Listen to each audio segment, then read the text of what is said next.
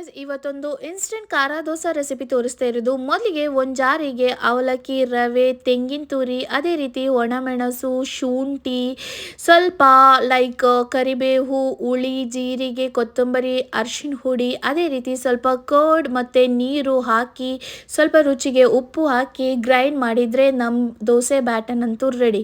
ಆದಮೇಲೆ ಸ್ವಲ್ಪ onion slide ಮಾಡಿ ಹಾಕಿದ್ದೆ. ಅದೇ ರೀತಿ ಅದನ್ನು ಮಿಕ್ಸ್ ಮಾಡಿ ಸ್ವಲ್ಪ ಸೈಡ್ಗೆ ಇದೆ. ಈ ದೋಸೆಗೆ ಅಂತೂ ಬೆಸ್ಟ್ ಕಾಂಬಿನೇಷನ್ ಅಂದರೆ ಪೀನಟ್ ಚಟ್ನಿ. ರೈಟ್ ನಾವು ನಾನಿವಾಗ ಸ್ವಲ್ಪ ಪೀನಟ್, ಬೆಳ್ಳುಳ್ಳಿ, ಕರಿಬೇವು ಹಾಕಿ ಉರಿಸಿ ಒಂದು ಜಾರಿಗೆ ಹಾಕಿ ಅದಕ್ಕೆ ಮೆಣಸಿನ ಹುಡಿ, ಸ್ವಲ್ಪ ರುಚಿಗೆ ಉಪ್ಪು, ಅದೇ ರೀತಿ ಸ್ವಲ್ಪ ಅರಿಶಿನ ಹುಡಿ ಹಾಕಿ ಗ್ರೈಂಡ್ ಮಾಡಿದರೆ ನಮ್ಮ ಚಟ್ನಿ ಅಂತೂ ರೆಡಿ. ಆದಮೇಲೆ ಒಂದು ಪ್ಯಾನಿಗೆ ದೋಸೆ ಹಾಕಿ ಸ್ವಲ್ಪ ಹೊತ್ತು ಬೇಯಿಸಲು ಇಟ್ಟೆ. ಆದಮೇಲೆ ಒಂದು ಸೈಡು ಬೆಂದಾದಮೇಲೆ ನಮಗೆ ಮತ್ತೊಂದು ಸೈಡು ಸಹ ಬೇಯಿಸಲು ಸ್ವಲ್ಪ ಆಚೆ ಈಚೆ ಮಾಡಿದರೆ ನಮ್ಮ ದೋಸೆ ಅಂತೂ ರೆಡಿ. ನೋಡೋಕ್ಕೆ ತುಂಬ ಚೆನ್ನಾಗಿದೆ, ಕಲರ್ಫುಲ್ ಆಗಿದೆ, ಒನ್ ಆಫ್ ದ ಆರೆಂಜ್ ಥರ ಇದೆ.